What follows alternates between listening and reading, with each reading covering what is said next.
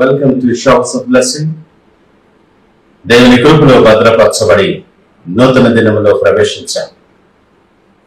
ఈనాటి దేవుని వాగ్దానం, నా మంచితనమంతయు నీ ఎదుట కనపరచెదను. I will cause all my goodness to pass in front of you. నిర్గమకాండం 33వ అధ్యాయం 19వ వచనం. Praise God. ఈ నూతన దినములు దేవుడు మీ కొరకు సిద్ధపరచిన ప్రతి దీవెన ఆకాశపు వాకిళ్లు విప్పి మీ మీద కృంభరించునుగాక. మరి ఒక నూతన దినాన్ని ఆరంభిస్తున్న నేపథ్యంలో ప్రేమ కలిగిన వాగ్దానము ద్వారా దేవుడు మనల్ని దర్శిస్తూ ఉన్నాడు. దేవుడు చాలా మంచివాడు.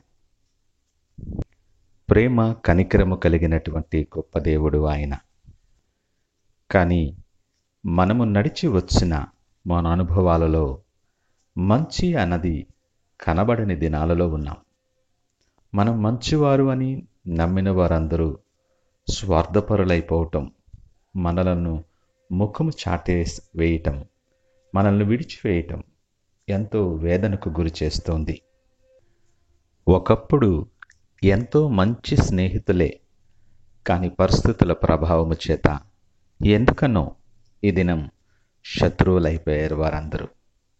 మంచివారని ఆప్తులని నమ్మిన వారందరూ కూడా ఈ దినం మనం ఆలోచన చేస్తే చాలాసార్లు మన అనుభవాలలో కేవలం వారు స్వార్థము కొరకు అలాగ నటించారని మనం తెలుసుకున్నప్పుడు ఎంతో వేదన కలుగుతుంది.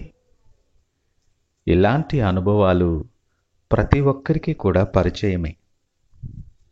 ఒక్కోసారి విసికి వేసారిపోయి తీవ్రంగా గాయపడిన వేళ, భార హృదయముతో కృంగిన పరిస్థితుల్లో ఉన్నప్పుడు అసలు మంచివాళ్ళెవరూ లేరు, మంచితనానికి అసలు రోజులు లేవు, దేవుడు కూడా అసలు పట్టించుకోవట్లేదని అనేక సార్లు మన మనసులో అనుకొని ఉండొచ్చు.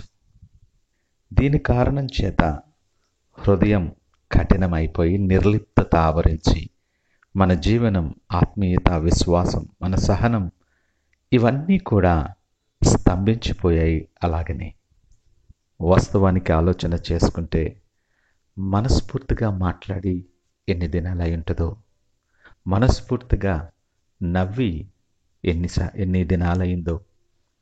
ఇలాంటి జీవన శైలిలో చాలా ఇబ్బందికరంగా మనముంటున్న అపాయకరమైన కాలాలు, అంత్యకాలాలలో నిన్ను ప్రేమించిన దేవుడు ఈ ఉదయకాలం నీతోనే మాట్లాడుతున్నాడు.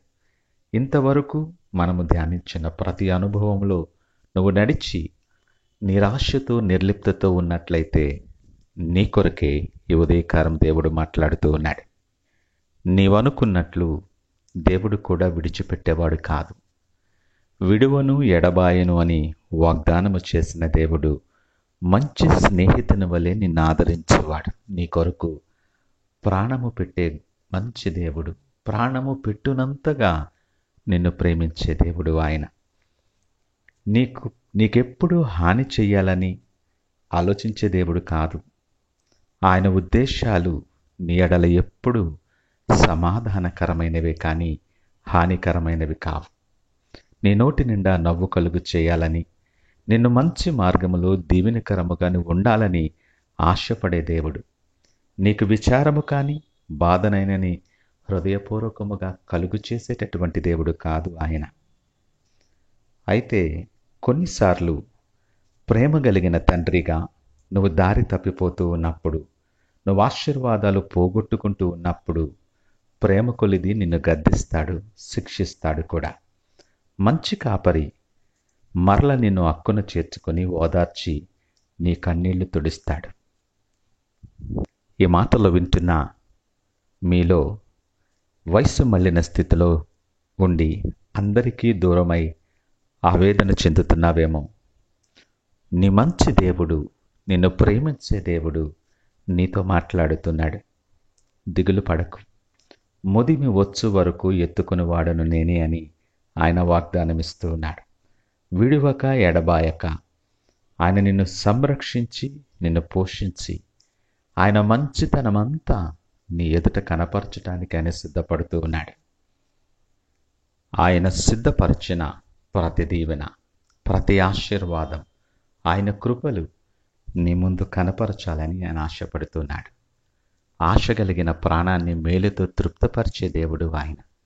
నీవు చూడాలని ఆశపడుతున్నావా? నీ జీవితం మారాలని, నీ పరిస్థితులు మార్చబడాలని నువ్వు ఎదురు చూస్తున్నావా?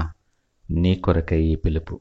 ఈ నూతన దినాన్ని దేవుడు అనుగ్రహించి ఆయన మంచితనమంతయు నువ్వు చూడాలని, ఆయన సిద్ధపరిచిన దీవెనకరమైన మార్గంలో నువ్వు నడవాలని, నీ కొరకు ప్రత్యేకించిన ఆశీర్వాదాలు నువ్వు స్వతంత్రించుకోవాలని నీ కొరకు దేవుడు పిలుపునిస్తూ ఉన్నాడు.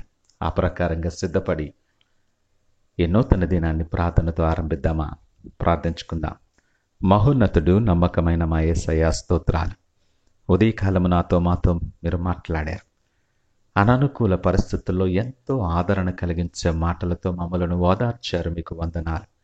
నాయన, నువ్వు మంచి చేసే దేవుడువు, మా హాని కలిగించాలని ఆలోచించే దేవుడువు. మహోన్నతుడు, నమ్మకమైన మా యేసయ్య, ఈ ఉదయకాల సమయాన్ని సన్నిధిలో ప్రార్థించటానికి మాకిచ్చిన కృపను బట్టి వందనాలు.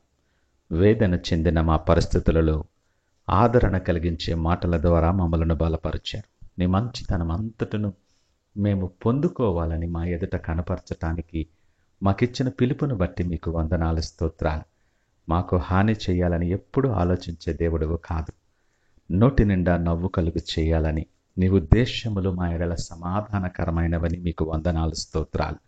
ఈ నూతన దినములు నీ తట్టు చూస్తూ ఆశ కలిగి మేము కనిపెడుతూ ఉన్నాం.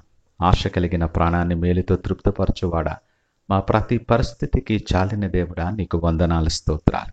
నీ ఆశీర్వాదాలు స్వతంత్రించుకుని నీకు సాక్షులుగా నిలుచులాగన మమ్మలను బలపరిచి నడిపించి మీరే మహిమ, ఘనత, ప్రభావాలు పొందమని యేసు నామమున అడిగి వేడుకొనుచున్నాము తండ్రి. ఆమేన్. God bless you.